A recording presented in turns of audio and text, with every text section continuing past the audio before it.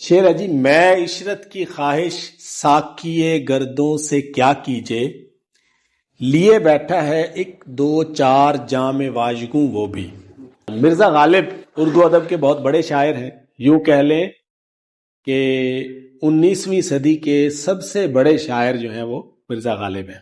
شعر ہے جی، میں عشرت کی خواہش ساقیے گردوں سے کیا کیجے، لیے بیٹھا ہے ایک دو چار جام واژگوں وہ بھی۔ میں شراب کو کہتے ہیں، عشرت خوشی یعنی خوشی کی شراب، یا یوں کہہ لیں کہ خوشی کی زندگی، ایسی زندگی جو پر مسرت ہو، ایک فراغت کی زندگی، ایک وہ زندگی جو ہم اپنی مرضی سے گزارنا چاہتے ہیں۔ یعنی انسان کو زندگی عطا ہوئی ہے تو انسان یہ بھی تو چاہتا ہے نا کہ زندگی میں کچھ میرے فیصلے بھی ہوں، یہ نہ ہو لائی حیات آئے قضا لے چلی چلے، اپنی خوشی آئے نہ اپنی خوشی چلے۔ یہ کون سی زندگی ہے؟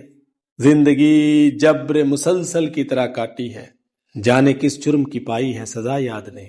تو اس لیے کہتے ہیں کہ ہم اگر اچھی زندگی کی خواہش کریں تو کہاں کس سے کریں؟ ساقی گردوں سے، آسمان کے ساقی سے، اسی سے کرتے ہیں نا۔ غالب نے خود کہا ہے، وہ محروم تمنا کیوں نہ سوئے آسماں دیکھے، قدم با قدم اپنی محنت جو رائے گاں دیکھے۔ تو اس لیے کہتے ہیں کہ ہمیں خواہش کرنی تو چاہیے آسمان کے ساقی سے کہ ہمیں اچھی زندگی ملے، زندگی ہم اپنی طرز پر گزار سکیں، اپنی خواہش کے مطابق گزار سکیں، مگر کیسے کریں؟ اس سے بھی کیسے کریں؟ لیے بیٹھا ہے ایک دو چار جام واژگوں وہ بھی، کیا وہ ہمیں اچھی زندگی دے گا؟ تو کیا وہ ہمیں اچھی زندگی دے گا؟ اس نے تو اپنے پیالے الٹے کر کے دکھا دیے۔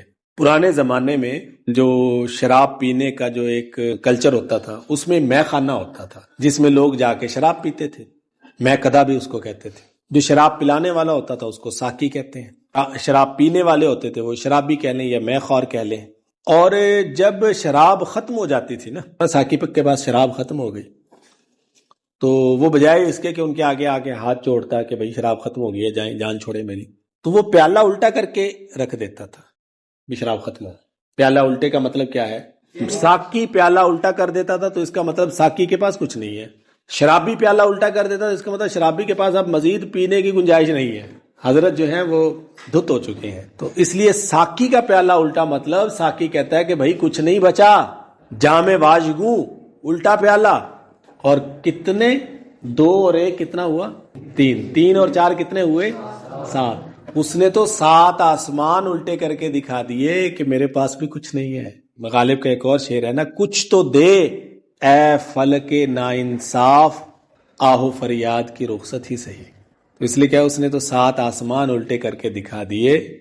غالب اس طرح کی حرکتیں کرتے رہتے تھے، غالب اس طرح کے پنگے اپنی زندگی میں لیتے رہے ہیں، اور یہ طرز ابھی تک قائم ہے۔ ہر کوئی شاعر جو ہے وہ ایک احتجاج سا کرتا ہے، کرنا چاہیے یا نہیں کرنا چاہیے تو موضوع ہی الگ ہے نا، لیکن کرتے ضرور ہیں۔ تو یہ شاعر جو ہوتے ہیں یہ اس طرح کے شکوے کرتے ہیں، اور ہم پریشان ہو جاتے ہیں کہ ایسی بات تو ہمیں سکھائی نہیں گئی۔ تو یہ شاعر لوگ ہوتے ہیں نا، یہ لاڈلے ہوتے ہیں، یہ معرفت میں بھی اتنے آگے ہوتے ہیں۔ ہم جیسے لوگوں کو یہ زیب نہیں دیتا۔ تعلق جتنا مضبوط ہوتا ہے شکوے اتنے زیادہ ہوتے ہیں، تعلق جتنا گہرا ہوتا ہے لاڈ اتنے زیادہ ہوتے ہیں۔ یہ باتیں بتاتی ہیں کہ ان کا تعلق کتنا گہرا تھا۔ کسی اجنبی سے آپ کچھ بات کر کے دیکھ لیں، آپ کا دوست برداشت کرے گا آپ کی بات، آپ کا شکوہ آپ کے دوست نے سہنا ہے۔ کوئی اجنبی تو کہے گا تو کون ہوتا ہے بات کرنے والا، تجھے جرأت کیسے ہوئی، وہ تو روک دے گا۔ تو اس لیے ہمارے جیسے جو ہیں وہ یہ بات کر نہیں سکتے، وہ گستاخی کے زمرے میں آئے۔ تعلق کی نوعیتیں مختلف ہوتی ہیں، ان کا تعلق بھی اتنا ہی گہرا ہوتا ہے، اس لیے وہ اس طرح کی باتیں کر جاتے ہیں۔